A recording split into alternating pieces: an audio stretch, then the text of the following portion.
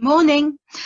Um, these are in my big journal, and I was playing around. I'd taken some photos on one of my rambles that I go on, and I decided I was going to have a go at painting them. The ones you can see at the moment, the top ones are all lichens, next row is all bark, and I've started doing some flower ones. They're not that complicated to do. The detail's done after you've put the colour on with just a black pen. So that's where they came from. I've decided I'm going to do another bark one today, which I hope you can see on there, which is tree bark. It just happens to have a lot of natural different colours you wouldn't expect with a bark. There's blues, there's greens, purpley colours. So I'm going to try and recreate something similar. I wouldn't say they're ever exactly the same, and don't ever put yourself under pressure to do it, because it doesn't work out if you do. Believe me, I've tried. So don't do that. So if you're having a go, just choose a picture that you like. This is done on my normal phone camera. It's got a zoom on it. I've just taken a slice of the photo, reduced it down to just pull it to a size I can work with. So I'm just going to put that off to one side, and I'm going to keep looking at that while I'm putting the paint down.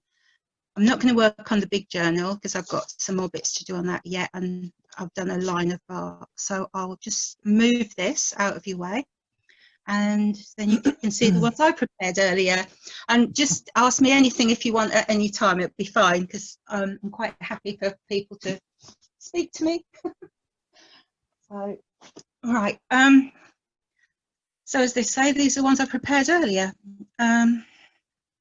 Just 3 little boxes. These are about 2 by 3, 2 by 2.5. Don't do them any bigger than that. Well, I don't. You can do them as large as you like, but I tend to like working in the small ones with these. It's easier, it's quicker, and just go from there. So I will get the paintbrushes out and start making a mess on my journal, if that's okay with everybody. Good. Yeah, good. You might not say that later. I'm using the fresco ones. When you choose the thing, the picture, what I generally go and do is I'll try and look at what paints I've got that are similar in hues or that I can mix to get a similar colour. But again, it doesn't have to be spot on. You can make it as bright and vibrant as you want. You can make it toned down. You can do whatever you like with it's your interpretation of what you've photographed. So I happen to like Mudsplat quite a lot because it's just a nice sort of soft brown. So I'll make a start with that. It's like a browny grey. I don't know if any of you have got that colour, because it's a bit of an odd colour to want to use, but I quite like it. And I'll work on the cream one, which is the centre one, because that's the easiest, and it's just basically you go ahead and you start laying a bit of colour in it. And you are going to be watching paint dry. I'm sorry about that, so please talk to me while I'm doing it. I'm happily distracted anytime. So at the moment I'm starting right up in this, I don't know if you can see it from there, this top corner, and I'm just sort of mocking in the V part of it. And I'll just sort of work down from there, because as I said, the detail doesn't come in until you start with the pen, which is the later stage. And I'm not doing the whole thing, I'm just picking a section of it. So it's quite, and when you're doing it on your own, it can be quite therapeutic, because you just get involved in what you're doing and you don't sort of realise where the time's gone, she says. So, but basically you're making marks with your paint, and as I say, you're quite, and go over it, really is something that you're going to do. You're just using your photo as inspiration and nothing else. I like to work with a bit bigger brush, and just I've wet this brush as well, so it helps the paint flow, so it's not going on too thick. And I'm just working down across this section here. But I will change the colours as I want to as well. So as I say, and I will mix them while they're wet. And I've got a very dirty rag, so if you see a blue sort of mottledy rag shooting across the screen, that's my paint rag that I like to use. You all okay there? Not dropped off? Yeah. I think we're doing fine. Yeah? Yeah. Lindsay, is your paint dry yet? Lindsay, put us on mute. Yeah, nearly. Nearly. Yeah. Yeah. So to say, I've now changed to the blue. I'm going to try and put some of the blue in because you don't want to see me painting brown all the time, which is why I went. And this one's not an exact match of blue, but I'm not worried about that because this is my interpretation of what I'm looking at. And it doesn't have to be perfect because you have your own way of doing things.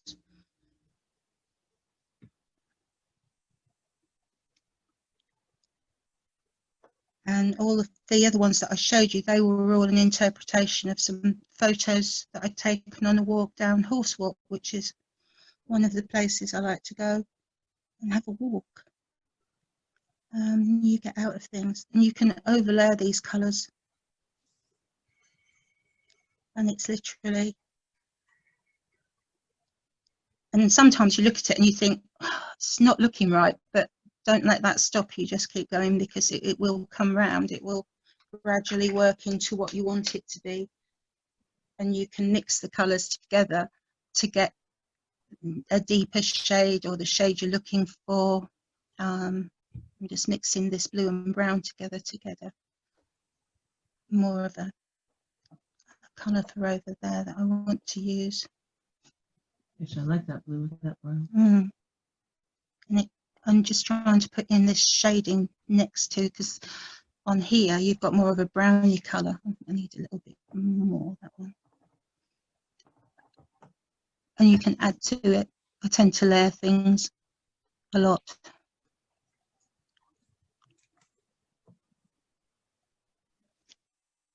So, and you're just building the colour in as you go along. And the black at the pens, when you use your pen, that actually will make the lining for the bark like I did on the large journal. That will bring that one in. So at the moment I need more of a purpley colour, so I use Bougainvillea. I've got a tile as usual when we're doing the paint. I've got a tile at the side of me which is, I'm not sure if you can see it on screen, but which is mixing in. I've got this habit of working within the same colour palette quite often and using the colours I've already used because I find it will mix better. I need to pop up a green.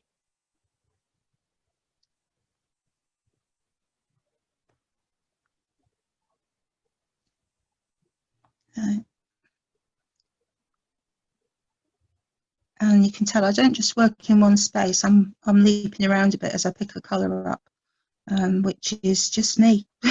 This is how I tend to do it. And some of the colours you might only need a little bit of, but it tends to. I'm also glancing across at the phone while I'm doing this, so I've got the phone at the side of me here, and I'm just glancing across to see how I'm placing things and if I'm happy with where I'm going with the colouring. You can always add a bit of white because the edges are quite light coloured. I'll probably leave it cream, but I might mix something else into it as well. So, sorry for the water noises. Right. Sue, can I ask a question? You can, certainly. I've been sitting here flipping through looking for a good picture to do because I realized I have a watercolor medium in front of me instead of paint. what do you look for in the bigger picture that lets you know you can do a nice macro of it? I tend to have taken a photograph of something that's caught my attention on a walk, and I'm looking for something that's got some texture in, some colour. I mean, I've got other photos on my phone which I can. This one with the grasses, which is one I considered doing. Just looking for what you think. I'll take a reasonable picture of it.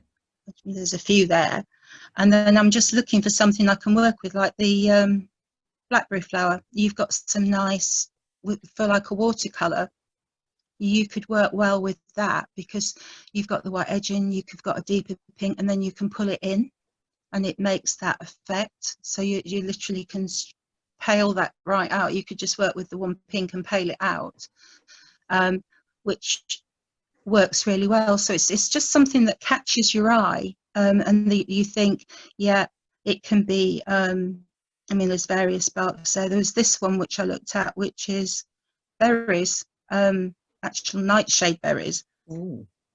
But the mix of colours on that, and all I did was take a picture of the cluster, and then when you use the zoom on the camera, you can then look at it and think, yeah, can I work with that? Is it, sometimes I find I've not got it sharp enough, but sometimes the colour, the shape's there enough that you can then work with that and do it. So it's taking a photo of something that appeals to you, that's got texture. If you're going to do a flower, I'd pick something that's more simple shaping. It's like this buttercup. You go in on zoom and then all of a sudden you see there's more texture there than you think there is, because you've got a ragged edge and on that petal just along there internally, and you've got lining and shading.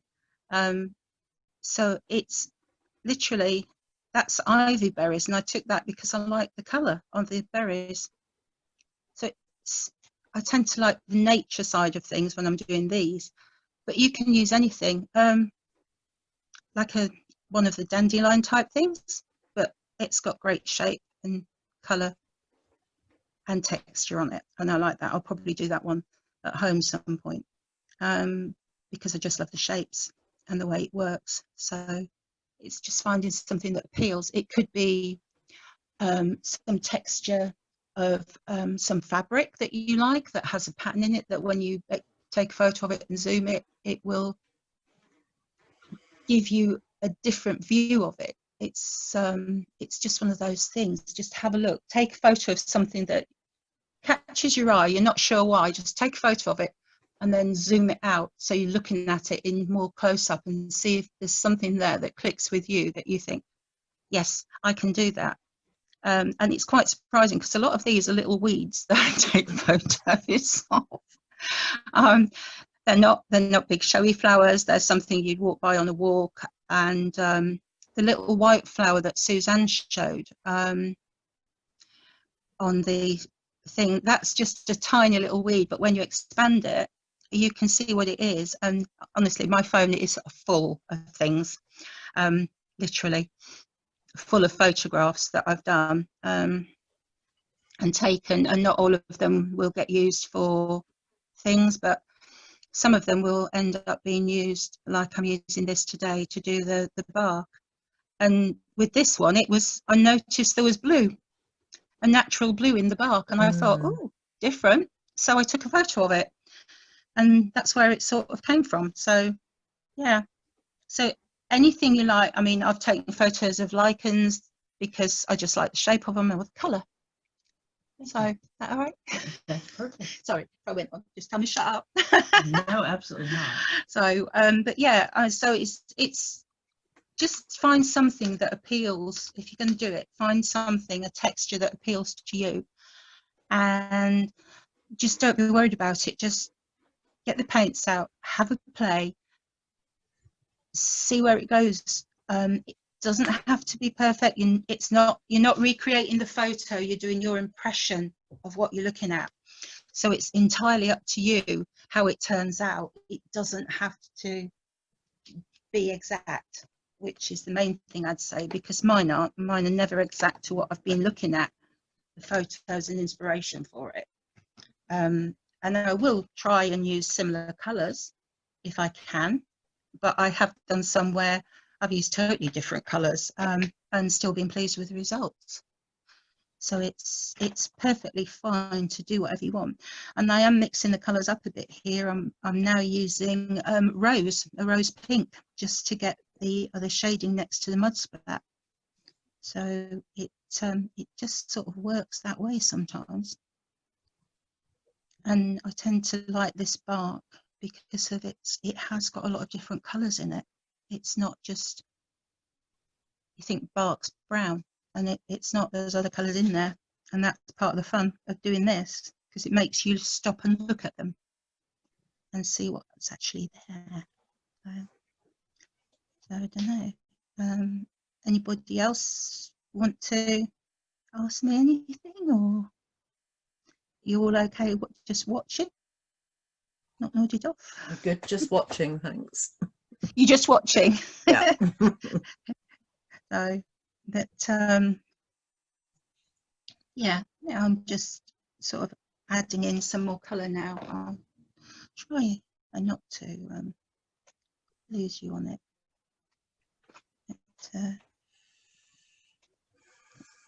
It's definitely. Is there a minimum of colours you have to use?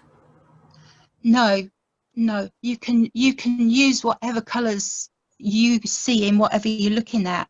I mean, you can mix your colours together to get a colour similar to what you want. I mean, I'm mixing at the moment, I've got 4 down here. I've used the mud splat, the inky pool, bougainvillea and rose.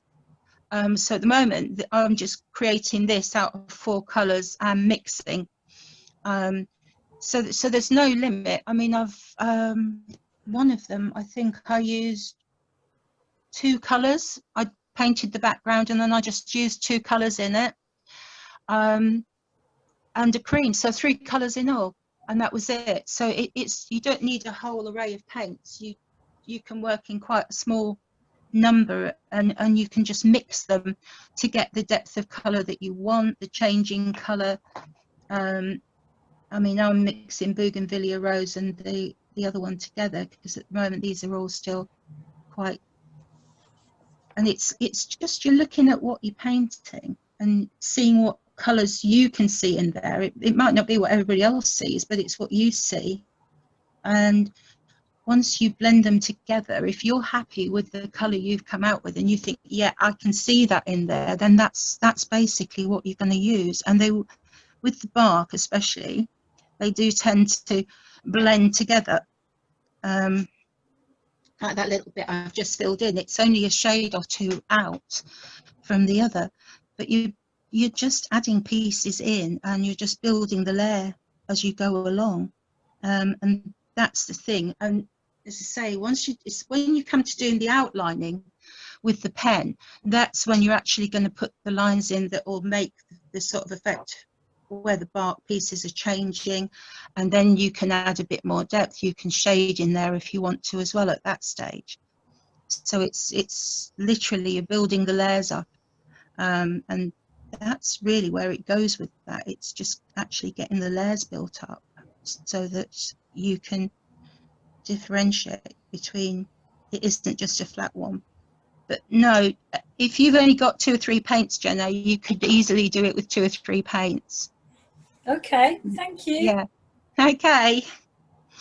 So yeah, sometimes the more choice you've got, the more confusing it gets, to be honest. You sort of get a bit, oh, I need to use that, and you don't. You can limit yourself, and sometimes it's good to give yourself a challenge and say, I'm only going to use three paints. Pick 3 colours and work with those 3 and see where you go with it, because that's quite often interesting on the results that you get. At least I find it quite interesting, because you're actually stopping yourself from going mad and just flinging everything at it. So I need to get a bit more brown. So otherwise I'm gonna, there's actually quite quite a few colours in here, so more than you think sometimes.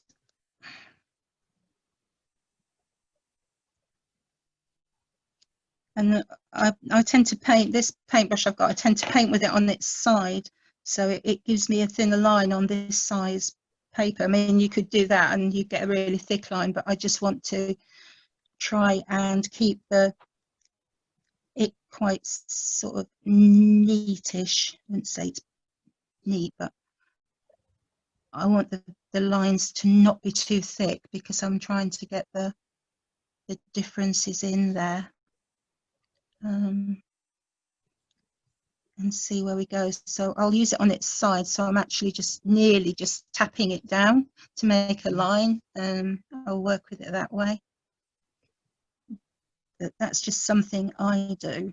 I'm not saying it's right or wrong. It just works for me, and that's the thing, find a way of using your paintbrush that works for you. And I'm never too precious about it because they're only cheap paintbrushes. It's, you know, I just find them easy to work with that way, and I'm not worrying about cleaning them religiously. If I forget them and they sit in the water bowl for a night, it won't stress me out, which is, I think, is what happens with Dina Wakely as well. She forgets them, doesn't she? Yeah, which you do. You stick them in there and you go off and do something else. You come back, you think, ew, that's gone soggy. Never mind. Okay, whatever. So I'm just gradually working this through. And I did see a painting the other day that a lady had done of some reeds, and she showed the photo. She'd worked from a photo. It was a lot bigger piece than these are, but she'd worked from the photo, but she had totally changed the colours, and it was really bright and vibrant, but it still worked. You could tell what she'd done with it, and that was her interpretation of it. She wanted a bright day, she said, and she went for it, which looked amazing.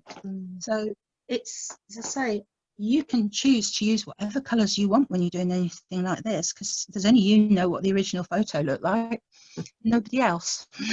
That's true. Yeah, so that's what I say, it is your interpretation of what you're looking at, and it's just, I sort of treat it as a practice with paints. It's not anything I'm not going to be fussy about. I'm just going to gradually build it up, work where I want to work with it, and just put it together. And I've got bits of cream showing through here, which I'm quite happy with, and various shades. So I'm just quite happy working it like this, so that I'm just building up what I need to see in my eyes. And then when I put the black lines in, I'll try and give it a bit more of a relationship to where the lines are here. I'm just going to add that green. I want to get the green in, which I haven't at the moment. So the pesto doesn't want to work. It's been a pest. There we go. It's out. So that's the.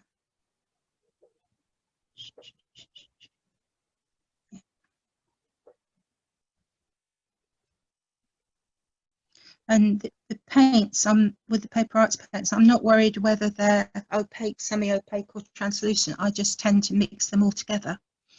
And I mean, I've got Dina Wakely paints out here as well if I want to use those. I do that at home. I'll mix whatever paints I have together to get the result that I want. And they all seem to be quite happy. They're all acrylic, so they all work together, and there's no sort of problem with what happens with them. So you just sort of working through with the colours as you like, really. And I think Suzanne's joining in. Suzanne's discovered she made a silly rookie error. It feels as if it would be a really good way to just play with colour. It is, Lindsay. Yeah, it's ideal because you're not putting yourself under any stress. You're just doing a tiny little piece, and you can pull the colours out. You can test what works, what will blend together, what won't blend together, and it's a lot less pressure than working on a full page because you've just got that small area that you're working with. And if you make a mess, it's a colourful picture. You know what you were looking at to work with, but the aim is not to achieve what you're looking at, because it's a photograph's what you take to get that. You're just doing an interpretation of it, but it works really well to play with your colours and to work out what will mix, what won't mix, what's contrasting. And when you sort of doing it on your own and you're just sitting there and it's quite a good switch off. It's like all you're focusing on is this little square, your phone, and the colours that you've put out, and you're just doing that. So it's really good. It just, especially if you're limiting the number of colours, it's good because you're learning to play with the colours. You're going to mix the colours. You're going to get a colour that isn't directly out of a bottle. Yeah, because that made me think it would be a good way for a novice like me to play. Yeah, to work definitely. out. Yeah. I mean, you take a lichen, like I know you've got photos of lichens and things. And you take, only about 1,000. Well, I've got quite a few too. So, but you can just get those out, and you could just say, right, I'm going to do. I've got one which is like I think they call it a pheasant tail. And it looks a bit like a shell, and it's all just little layers, and you could literally just get your brush and you're just going around like that with the colours to make like a massive fan shape. And you could choose to do that in shades of neutrals. You could do whatever colours you wanted. You could mix them. You could say to yourself, I'm going to work with like mud splat and cream, and I'm going to make the colours spread from that, maybe a bit of brown shed in there as well to get a bit of balance with it, and just work it out. And because that one's such a simple shape, you're literally just going just like this. You're just doing this round, and then you're layering another colour onto it. These are not the right colours, but I'm just doing it quickly, and it just blending in. And this is the lichen itself. It just works itself round and round. So yeah, something to work the colours together. You're just working with, and then you get like this fan effect coming out. And then when you start to put your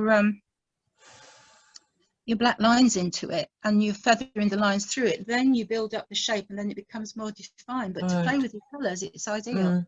So I'll make that into something later. But yeah, it's literally just it is a good way to get to use your colours and to get more confidence with what you're doing with your colours, because there's no pressure on it. It's all just for you, and you're just having a good play with it and seeing where you go and trying out mixing colours together. And if you look at it on the palette and you think, oh, what did I do there? You don't have to put it on the paper because nobody else knows you did it.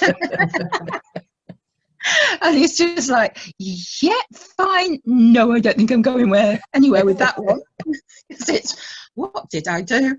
But sometimes you do a colour and you think, oh, actually, that will work in quite well with what I'm already doing. You'll have to excuse me because I will end up with paint all over my hands in a minute because I'm working near that wet one. But then that's nothing new. I'm quite good at getting paint everywhere. But yeah, you can mix your own colours. If you don't like the look of it on the tile, don't use it. Just go away from it. But you do get a chance then to mix things, try stuff out, see what's what, get a bit more confidence. And I will paint over colours as well, like I'm just doing now down there. Yeah, I'll build a layer up, which is generally what I do, and I'll slot a colour in, and just keep layering it over. So it's all a matter of you trying it and not being afraid to try with the colours, because I've found personally, you only learn by having a go and not being scared of making a mess, if you want to call it that. I've made plenty of those with my paints. Yeah, it's great fun. Sometimes you get something really good out of a mess. Sometimes you just rather wish you hadn't done it. But it does work. And yeah, sometimes you end up holding it away from yourself going, what did I do? Yeah. Been there, done that one quite a few times. But got a few t-shirts. yeah, definitely got the t-shirts for those. Definitely, it's all part and parcel of it. But yeah, I like to have a go with it, because there's nobody can tell you it's wrong, only you. True. And you don't. Yeah, you don't do that. It's just an attempt. It's a go. So that's the main thing. I just need to get some colour in there. It's like a pinky. So I'm just looking at what colours I've got. I'm trying not to add too many. I want to mix what I've got and work with them. And some of them might just be a tone different to what I've already used, but it's just enough to change it slightly. And I try adding colours in that you think, oh, will that work, or will it not work? And some they do, and some they don't. That's all right. Don't mind that colour. So let's see. I'm trying not to. How are we doing on time? We're doing fine on time. Okay. I've been having fun. I'm going to have a view. I'll let you see eventually. Okay, eventually.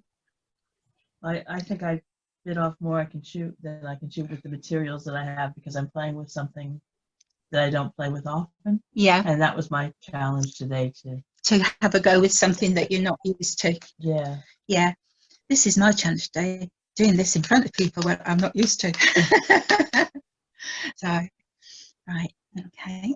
So I've left some cream showing through there because there is light on the photograph. There's light bits in the wood. So I've left that as it is. I'm just going to get some brown shed because I've got some deeper colours here, which I just want to have a hint of. And that's more of a reddy colour. So I haven't really got anything that colour yet. So I'll just do that. And then I'll let this settle down a bit because the one in the middle is a bit wet. I used it a bit thick. So, okay.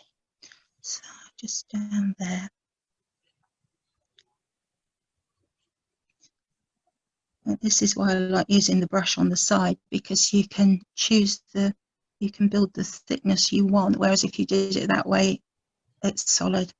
But using it on the side, I find easier. I can still get the colour in. Really, that's nice. Yeah, yeah. It's just going and taking it down a bit where you need to. And say it doesn't have to be exact to the photo, but it's just trying to work with the colours and see what the bark's done itself, and then add that in. And I do a lot of light tapping, dabby bits when I'm doing this. I find it's easier to do that. And some of the colours will change as I add other colours over it, because it's just how I've taught myself to do it. And you can spend as long or as little time as you want on these. It's entirely what you've got available. Sometimes I'll start one and I'll walk away and leave it, and then I'll come back and have another go at it, or should I say. It's been known that I'll tinker about with them for a little while if I want it. Sometimes I'll just do it and walk away and I'm happy with it, and another time I might. There's always the worry you'll overwork it, you'll go back and you'll do something and you think, really, I shouldn't have done that. That just annoyed the heck out of me now. Never happens to anyone. Yeah. Bit like when you're beading and you get the thread in a knot and it won't sort itself out, won't come loose. Right, okay. I think just down from that blue, I need a bit more, a bit lighter. Just rinse that off. So, yeah, as I say, you can tinker for hours if you want to, or you can make it just a quick snapshot one, which is sometimes more fun.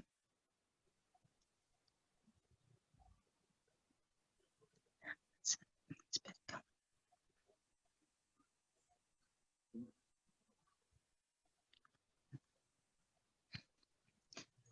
And just want to get some dark. Okay. So I've brightened up the colours a bit more with this than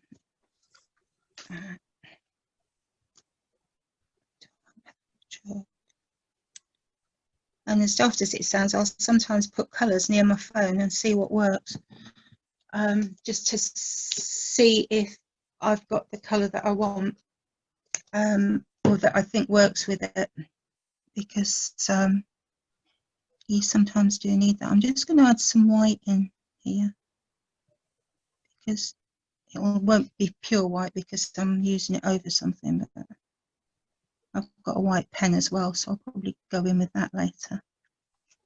Just want to see if I can add that hint of white that this has got.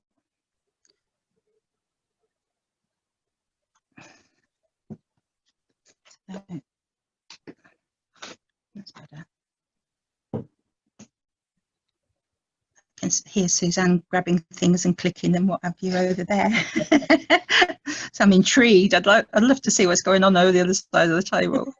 It's nice not having the camera on me today. Yeah. So I mentioned it, I'd nearly forgotten then. What camera? No, there's no camera. Yeah. I don't know. I can't see Joyce, but I see just the top of her head, so that tells me she's probably heads down working. Oh, she's nodded off. No, she's just muted, so she's being very polite muting. But She's rummaging, is she? I don't know. I'm intrigued now what Joyce is up to. We'll have a show and tell when you're. Yeah. Has Lindsay got the paints out? No, put them away. Oh, Lindsay. Oh, I thought you were going to paint with me, Lindsay. Well, I was. Oh. And those of you who are being really polite, who are watching this live and muted, I can tell you it is a lot easier to do these things when you have people talking to you as you do them, which is what's really nice about the Zoom. Yeah. That Facebook is kind of soulless sometimes because it's just a string of words going down the side and you can't concentrate. So please feel free to unmute and pop in and talk. Keep us company. Yeah. Okay. I'm going to finish with the paint now, because I want to get some black lines in. I'm just going to check that. Please excuse me. I do this at home when I'm doing this. I will dab the paint. Dab. Yes, I have a dab at it. Hence the very dirty rag, which is mine. I brought it. It's not Suzanne's. This is what I use. Oh, it's a cloth that I use. That's another texture. Yeah. It has appeared in various things where I've pressed really hard and it's like, oh, that worked.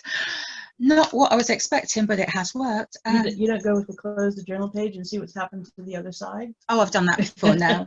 The worst bit is when it sticks and you're like, oh, damn it, what did I do? Because I have stuck it together before now. No. Yeah, quite often. Yeah.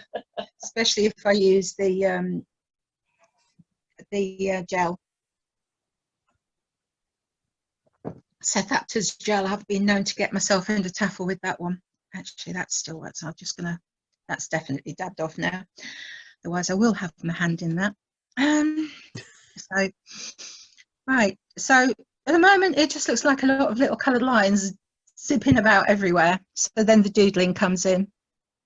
Any black pen you care to use. I've got a couple here. I've got a uni one and I've got a kitty one. I don't know the make, but it's a kitty one. It's very cute. So I'm just going to start lightly adding lines. A bit like with my paint, where I'll tap. With the lines, I quite often start off soft. I don't do a solid line. I'll start off very soft and just sort of build in the textures, because I find that's works for me. With the as you can see, I'm just sort of going around some of the shapes to actually define the bark pieces. It's a light tapping sort of effect that I use. I don't want to be too hard and fast with it. I'm just trying to mimic what I'm seeing on the photos here, where you've got like a line goes across, you've got another line. It's nearly like doing a little series of dots when I'm doing this, because I find if you do a hard line, it looks really hard. It doesn't then imitate the bark, whereas if you do a light line, it just picks it up. You can go back over it, you can make it as strong as you want, but just to get the initial shaping in there, it helps to just give you the what you need. And sometimes I'll be doing this and then I'll go back in with the paint as well, because I'll decide that needs altering slightly, that I need another colour there, and I will change it as I'm going along.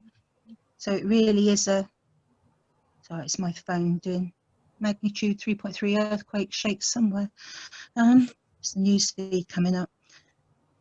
So I'm just working around what I've got here, and literally this is the doodly bit. So you're just putting in an effect of where the bark is, and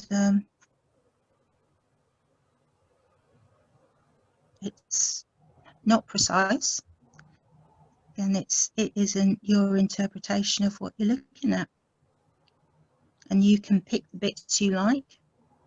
This is the one I'm working with at the moment is a 0.2.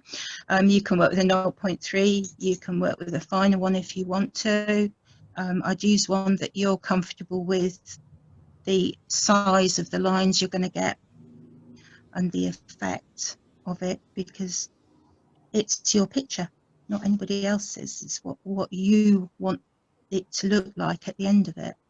And I don't like thick black lines when I'm doing these, and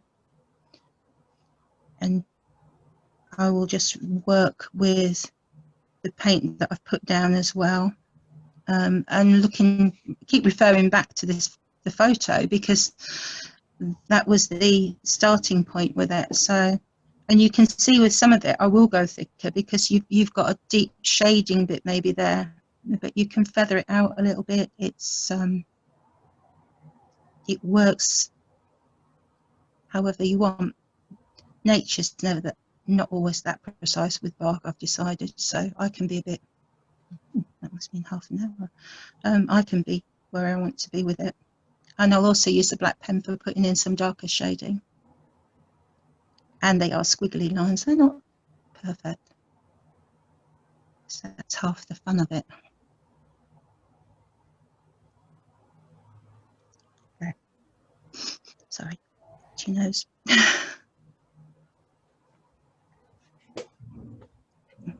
But as you put in the black lines in, that's when you actually start defining the colours and making the bark it look more bark-like. You've also got bits to add across, because it's not all one solid piece, so you can just work your way around it.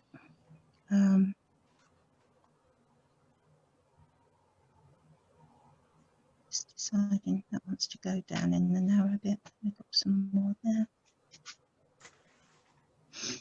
So, as I say, I tend to like doing the bark because it's more, there's sort of more going on with it. but you can do flower. I did the campion in the other book, which was, I picked it because it was a simple flower shape, the red campion. I wouldn't go for anything too complicated, because otherwise you're making your brush strokes more complicated. Than, where is it? It's that one. There we go. The red one down here, this was a campion, a photo I'd taken. So that was literally just using the brush to go in and then over layering with a deeper one, and then the black made the outline. And that flower is minute in real life. It's probably the size of that yellow centre, which is tiny. Sorry. Yeah, right in. That There you one. go. I mean, Suzanne's correcting me here. I can't see what I'm doing. Yeah, the flower itself is about the size of that yellow piece. And until I blew the photo up, I didn't realise it had these little green separate parts with the white edging to it. So it's surprising what you find, and you can just do something simple. And I mean, that used white, green, and pink. And that was it. That was the full colour. So, like when Jenny was saying about the, do you need lots of paint? No, that one was just white, green, pink. So very easy to do. But just go with something you're comfortable with if you're going to give it a try, and see how you get on. It's, as I say, it's not anything that needs to be precise. Maybe flowers are a bit more precise. You were looking at some beads the other day, weren't you, Suzanne? And Oh, close up with the beads. Yeah. yeah. So it kept, there you go, Jenny, beads. Well, yeah, beads are always good. And Yeah, you have lots and lots and lots of colors, because they keep inventing more new colors all the time. that's it. Well, It was the way the light hit the them. light hit the beads, wasn't Yeah. it? And it Yeah. looked really good, and you had a mix of colours in there as well. But was it an AB one? Yes, it was an AB or a rainbow Yeah. luster. And it really worked, and you could use something like that and work from that. So you know, it doesn't have to be nature. It doesn't have to be. It could be fabric, knitting. If you, anything that you think's got an interesting texture. So just if you want to have a go, find something that you like the look of, and just work with it and see what you think of it when you get it done. Because and I'd love to see them if you do it. It'd be great. But it's really just what you see in it, and you don't have to, as I said before, it's just what suits you, nobody else. There we go. Use it as a jumping off point. Too. Yeah. Like with Lindsay saying about the colours, you learn about the colours with it. You can, as a point with deciding what colours, you can make it as random as you want. No, random. Yeah. Oh, definitely. Yeah. Throw colour at it, or stick to a soft palette. Oh, yeah.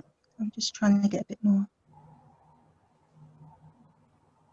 You see, I get a bit scribbly at times.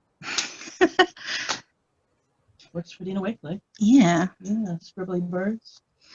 Scribbly holiday birds. Scribbly holiday. Scribbly holiday birds. Yeah. So I'm just getting a bit looser around here. So I like scribbles. this is scribbles, yeah. Yeah, you do scribbles. It doesn't, I'd say it's, you're doing an impression of what you see, not exactly. So you can follow your paint round, you can do your lines where you want to see them. I will scribble stuff in, as I'm doing now, to just add a bit of more depth to it. It certainly makes a lot of difference with the pen. When Yeah, well, this is starting with the pen. It looks very flat when you've just got the colour on there. And, Yeah. and then it's when you start to add your lines and do the squiggly bits, and then you can start to see it coming like, oh no, it's not flat, there's other things going on there. Definitely. yeah, it's until you put the lines in, you're not sure what you've got, and you can then still go back with paint and add more paint in. But does the paint go over the line and then you can't see the line anymore? It depends. You can use a smaller brush. It depends how much paint you want to put in. Quite often when I go back with the paintbrush, I'm maybe just putting some taps of white, or I might use a white pen to do it. And it's just maybe like highlighting a little bit, just lifting a colour or taking it down a shade. And you can still go back over with the black pen again, because it will just put the line back in. So you don't have to worry if you do that. It is fine. You can quite easily go back with your black line and put that in again. I've done that on the other one. I did some and I thought, no, I need something more there. It's not quite working right. And I went over with the paint, and then I decided I needed to go and put the black line back in because it wasn't quite where it should have been. As I say, it doesn't have to be exact at what you're looking at, as long as you've got an interpretation you're happy with of it. But the main thing is that you're pleased with what you've done. You're happy that that is what you wanted to get to. I will quite often just keep referring back to the photo to see, am I pleased with where it is? Do I need to tweak something a bit more? Do I want to alter something? And I'm a great one for squiggly lines when I start doing this, especially on the edges. And the other thing I like doing, which I haven't done yet, is I'll go around the edges of this and basically just go around it so that you're isolating it. And you can be as squiggly or as neat as you want to with it. Squiggly is more interesting. Yeah, much. I like squiggly. I will admit I prefer the squiggly lines. So, but yeah, you can be as squiggly or as precise as you want to be. So I'm just going to change to the white pen because I want a bit more white in.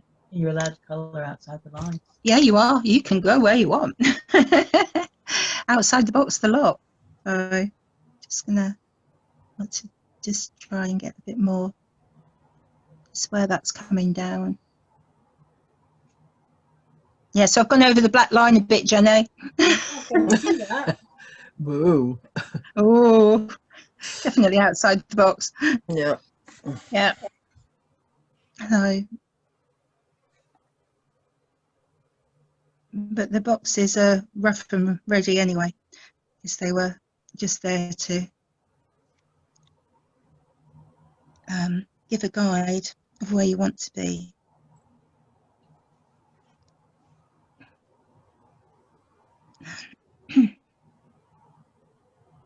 Right.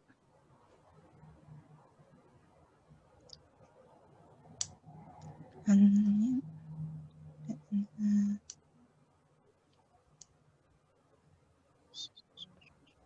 sorry, I'm making noises. I do that when I'm painting. It's a whistle through my Have you not teeth. heard Dina? La la la la la. I'm not doing that. You would not want me singing, believe me. I do got noises. I do those noises. So apologies. Please don't apologize. There's Okay. one, I can't remember who it is, but there's a gentleman who does it. And you can hear him go, as he likes something. You can tell when he's pleased with it. Yeah. Yeah, it's beautiful. Yeah. I think that's Makes it human. Yeah, I think that's the thing. You sort of looking at stuff and thinking, do I like that or do I want to? It's like I'm looking at the blue at the moment. I want to take that blue down a shade. Don't ask me why, but I do. Why? Blue is good. It looks good. But you know what people say, that you are your worst critic. Yes. Your worst critic always. So, oh. Telephone. Yeah, we'll edit that bit out. That is not my phone, by the way, folks. Surprise. So I'm just trying to get a shade darker with that blue. It's only that bit I want to take down. But I just want to see if I can mix the right colour here. Because I'm working with what I've got. So I'm not adding a...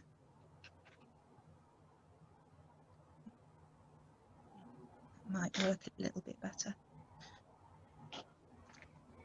I'm not going to cover it all, but I'm just going to take little bits of it down. So the bits will be highlights, but bits are darker.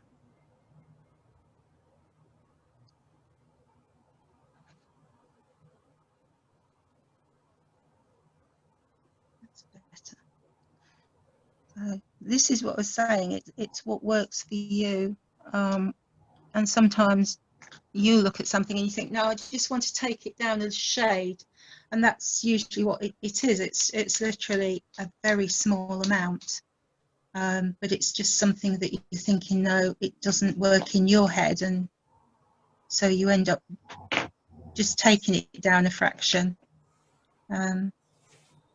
which is all part and parcel of it. As you do it, you decide what you like the look of. And that's the main thing. And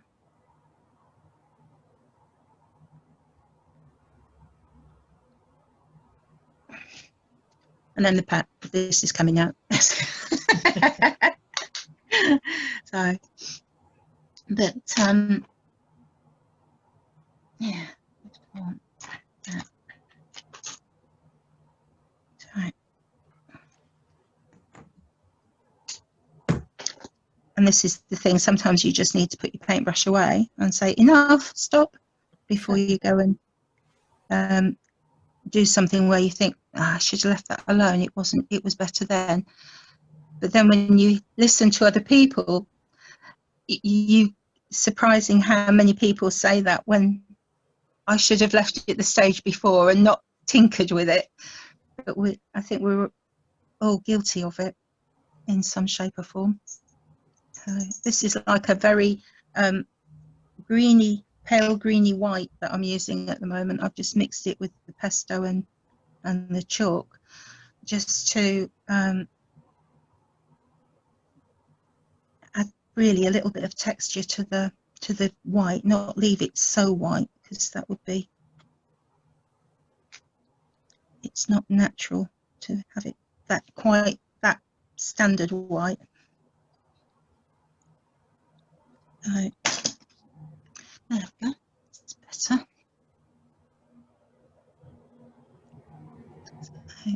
There we are.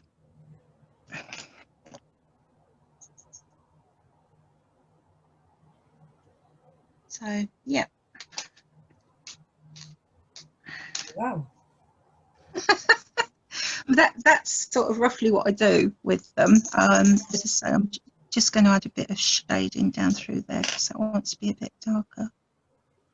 And then yeah, just decide yourself whether you're going to put everything down and leave it alone, or whether you're going to continue to tinker with it. Sometimes I think it's better to just leave it for a little while and then maybe go back and have a look and think, yeah, okay, I'm happy with that, or I'm not happy with that.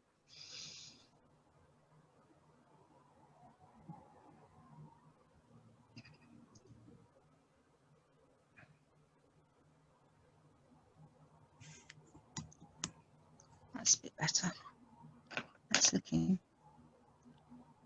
more.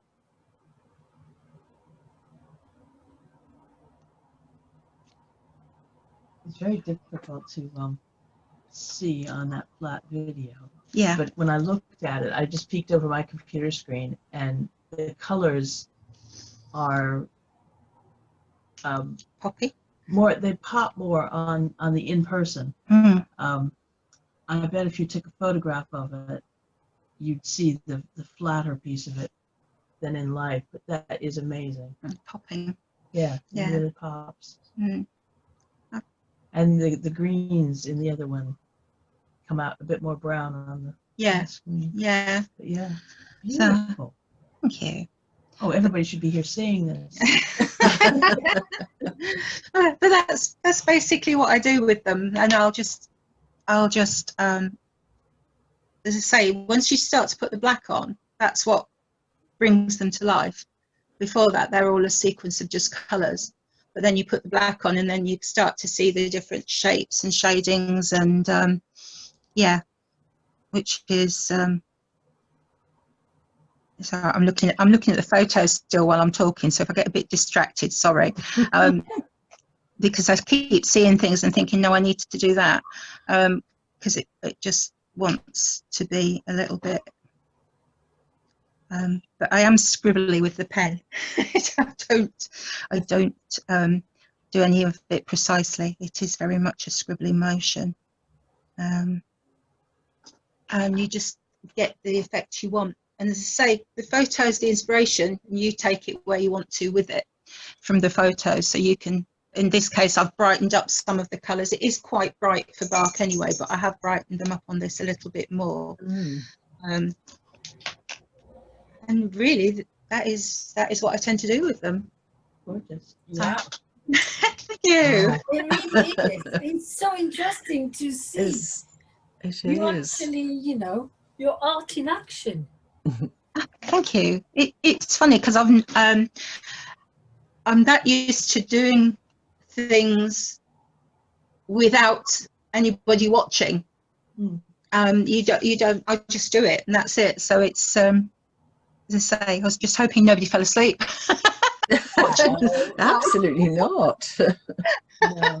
And my hat goes off to the people who do videos by themselves in a shop in their studio, and you see them and they're working through it, but they have no feedback. No. And I think it's always better when you have people watching and sharing. I've found it was when people start to respond to you, it's so much easier, because at the time it's like, are they there? Have I bored them silly by now?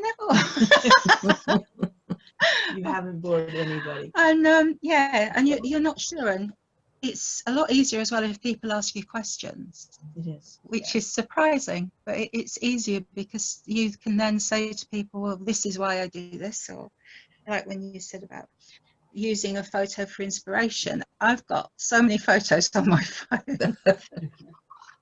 And some I would use and some I wouldn't. Yeah. The bark I find translates really well. The flowers too, if you pick the right flower. Berries, if you pick the right berry, again, it just needs something that you can switch into paint. Yeah, and take the pressure off of yourself to do exactly what you see. Yes. An interpretation of it. You kept saying that, and that was brilliant, because it is what you see. It's what you It's personally not what see. you think somebody else wants to see. It's very personal. It's got to be what you see, not somebody else could take that photograph and produce something different, use different colors, different techniques, and it literally is your interpretation of it, and that's the thing with it. It's good for, like Lindsay was saying about colors, it's good for playing with colors as well. Yeah. So yeah, I mean, if you've got some odd photos on your phone and you feel the need to get the paint out, have a go at it.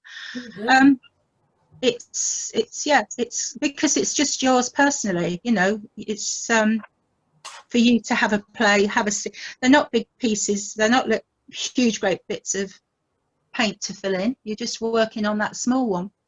You haven't used a stencil to make those, you've just painted a freehand, so they each have their own organic shape as well. You could use the same photo time and time again and they'd all turn out different, because you wouldn't recreate that thing because it's not there like you said, as a stencil. You're just freehanding it and seeing where you go with it, so you can alter the lines. I find it interesting, and it does distract you when you're actually doing it yourself. You can get into it quite a lot, and the time's gone before you know it.